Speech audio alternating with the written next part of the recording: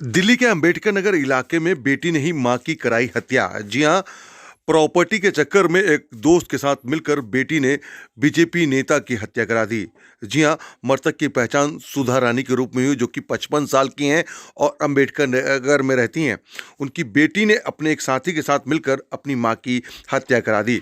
हालांकि इसको की वारदात को अंजाम देने के लिए, पुलिस को गुमराह करने के लिए उन्होंने कोशिश भी करी, लेकिन उसके बाद भी पुलिस ने उनको गिरफ्तार कर लिया। जी हाँ, पुलिस को शुरुआती जांच में शक हुआ, उसके आधार पर पुलिस ने आरोपी बेटी और उसके एक दोस्त को गिरफ्तार कर लिया। साथ ही साथ जो लूट की घटना रची गई थी उसको भी पूरी तरीके से उसका खुलासा किया है। आइए सुनाते हैं क्या कहा साउथ डिस्ट्रिक्ट की डीसीपी ने। 19 तारीख की रात को 10:47 पे हमारे पास पीसीआर कॉल आई कि मदनगीर में एक लेडी का मर्डर हो गया है। हम सब लोग वहाँ पहुँचे। Beat staff and SHO already वहाँ पहुँचे हुए थे, क्योंकि हमें जो डिसीज लेडी है सुधा रानी 55 इयर्स की, उनकी बेटी देवयानी ने हमारे बीट स्टाफ को ऑलरेडी कॉल कर दिया था कि ऐसे ऐसे उनकी मदर को चोट लगी है और जल्दी आ जाइए। तो beat staff and SHO already मौके पर थे। पीसीआर कॉल उसके बाद आई, उसके बाद मैं भी पहुंची मौके पर एंड हमें ये दिखा कि फर्स्ट फ्लोर पे एक कमरे में लेडी सुधा रानी बेड पे ही मरी पड़ी हुई थी। उनके नेक में राइट साइड में एक डीप इंसाइज्ड वुंड था, cut with a knife, and she was found dead. उनके ऑपोजिट वाले कमरे में उनके भाई रहते हैं, संजय। संजय जी भी थे, उनसे हमारी बात हुई। देवयानी उनकी डॉटर मिली, जिन्होंने हमें ये फर्स्ट रिपोर्ट किया एंड वहाँ से हमारी इन्वेस्टिगेशन की शुरुआत हुई। किस तरीके से थी ये बीजेपी से थी या क्या प्रोफाइल क्या था मैम? प्रोफाइल सुधा क्या रानी का था? प्रोफाइल, बैकग्राउंड प्रोफाइल क्या था? सुधा रानी एक स्मॉल टाइम फाइनेंस का काम करती थी and she was also worker in the party. 2007 में वो एमसीडी की इलेक्शंस लड़ी है, जिसमें वो हारी थी एंड अभी भी छोटा मोटा काम करती थी पार्टी के लिए। And she lived alone.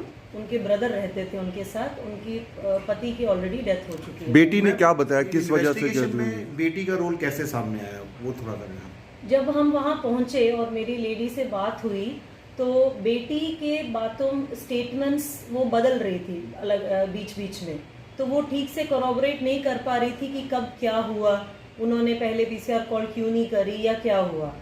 तो उसने हमें ये बताया कि उनकी मदर 4 बजे के करीब आई घर पे। बेटी ने खाना बना के दिया मदर को और मदर के ब्रदर को, अंकल को खाना बना के दिया। फिर उन्होंने चाय पी। उसके बाद मदर की तबीयत थोड़ी डाउन थी तो वो सो गई, मामा भी सो गए। फिर रात के 9 बजे के करीब दरवाजे पे किसी ने खटखटाया, तो 2 लड़के मिले। वो कह रही हैं कि फाइनेंस का काम था, तो लड़के आते रहते हैं घर पे, कोई ना कोई आता जाता रहता है, तो मैंने सस्पेक्ट नहीं किया। मेरा 4 साल का बेटा भी मेरे पास था। 2 लड़के आए और पिस्टल बच्चे के ऊपर भी रखा और उसके ऊपर भी रखा एंड देन थ्रेटन किया कि ज्वेलरी एंड कैश दे दो। मैंने सारी दे दी, मदर ने भी दे दी एंड जाते जाते मदर को चाकू से मार के चले गए। वो चल रही थी, चीज़ें फिट नहीं हो रही थी कि पहले आइडेंटिफाई कर पाए कि नहीं 2 लोग कौन थे, कब आए, उस टाइम मामा जी क्यों नहीं जगे, मामा जी भी बगल वाले कमरे में थे। ये चीज़ें हमें डाउट हो रही थी। फिर हमने उनके डिसीज्ड के ब्रदर संजय से डिटेल में इंटरोगेशन किया, तो उन्होंने हमें काफ़ी उनकी बताई हुई चीज़ें भी बेटी की तरफ सस्पिशन पॉइंट आउट करी। उन्होंने बताया चाय पीने के बाद चाय ज़्यादा कड़वी लग रही थी, अजीब सी टेस्ट थी, मुझे पसंद नहीं आया बट मैंने पी लिया। उसके बाद मुझे भी चक्कर आने लगा और मेरी बहन को भी चक्कर आने लगा। उनकी तबीयत ख़राब हो गई, वो लेट गई। और संजय ने बताया कि लगभग 9:30 बजे उनकी आंख खुली, जब देवयानी ने उनको उठाया ये बोल के कि ऐसे उनकी मदर सुधा रानी की डेथ हो गई है। तो इन चीज़ों से हमें लगा कि कुछ ना कुछ है, खाने से रिलेटेड कुछ स्लीपिंग पिल्स दिए हैं और यही हुआ है कि लगभग 10 के करीब स्लीपिंग पिल्स उसने चाय में मिला दी, चाय दोनों को पिला दी। सुधा रानी जी भी लेट गई, सो गई। संजय जी जो उनके ब्रदर हैं वो भी सो गए। फिर ये अक्यूज्ड आया, कार्तिक आता है और उस टाइम बेटी उस कमरे से निकल जाती है अपने बेटे के साथ। सर्जिकल ब्लेड से उनकी हत्या कर देते हैं।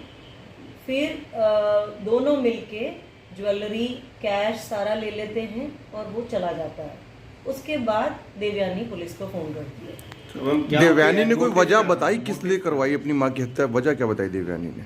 इसलिए बिकॉज बेटी देवयानी की 4-5 साल पहले ऑलरेडी शादी हो रखी है ग्रेटर नोएडा में।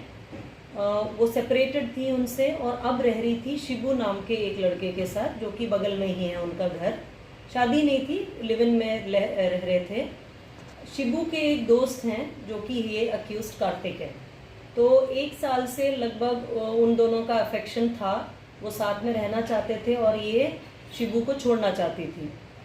कार्तिक जॉबलेस था, अनएम्प्लॉयड था और डिसीज्ड को पसंद नहीं था कि बेटी लिव इन में रह रही थी शिबू के साथ, तो डिसोन करना चाहती थी, अपना प्रॉपर्टी और पैसे देना नहीं चाहती थी। तो उन्होंने ये कॉन्स्पिरेसी हैच की। शिबू से इसने प्लानिंग के बारे में कुछ बताया था? लगभग 4-5 दिन से इन्होंने इसको सीरियसली कंसिडर कर लिया था कि अब तो हमें पैसे चाहिए, हम कहीं और जाके एक नई ज़िंदगी शुरू करेंगे और प्रॉपर्टी काफ़ी थी। और ये बेटी एक है, एक और बेटा है उनका ऑलरेडी दे चुके हैं। तो बट मदर रेजिस्ट कर रही थी कि मैं इसको नहीं देना चाहती हूँ क्योंकि ये लिव इन में किसी नापसंद के लड़के के साथ रह रही है। मैम ये जो शिबू है, क्या इसका भी कोई रोल अभी तक निकल के आया है इसमें? शिबू का कोई रोल नहीं है इसमें, ना ही अभी तक। तो कार्तिक मैम किसका दोस्त है, किससे यानी कि जान पहचान थी? शिबू ने शिबू के दोस्त हैं। शिबू के थ्रू देवयानी की कार्तिक से दोस्ती होती है। पुलिस को आरोपी के साथ जो है क्या क्या बरामद हुए? लगभग 20,000 से ऊपर कैश मिला, सर्जिकल ब्लेड जिससे इन्होंने हत्या करी, 2 गोल्ड ज्वेलरी सेट थे, 4 रिंग्स थे, ये सारा बरामद हुआ। 100% रिकवरी। इसलिए हमने बाद में 302 के अलावा 328, 394, 397 कॉन्स्पिरेसी के सेक्शन सब ऐड किए। तो ये अभी भी बीजेपी में काम करती थी महिला? ऐसा हमने सुना, सबने बोला है। ये हमने ये चीज़ कंफर्म नहीं की क्योंकि हमारा main role was to investigate and find the accused, जो हमने in less than 24 ma'am hours. Kartik को कहाँ से अरेस्ट करा गया था? कार्तिक अपने घर पे ही था, वो तिगड़ी का रहने वाला है। पुलिस कितने थाने की टीम थी और भी कोई टीम थी? थाने की टीम के अलावा नारकोटिक्स वाले टीम का बहुत बढ़िया रोल था क्योंकि एसएचओ अम्बेडकर नगर का काम इंस्पेक्टर नारकोटिक्स देख रहे हैं, तो उनकी टीम का भी बहुत बढ़िया कंट्रीब्यूशन था। एंड 24 नहीं, लेस देन 12 आवर्स हम ये सारा कर पाए। ठीक।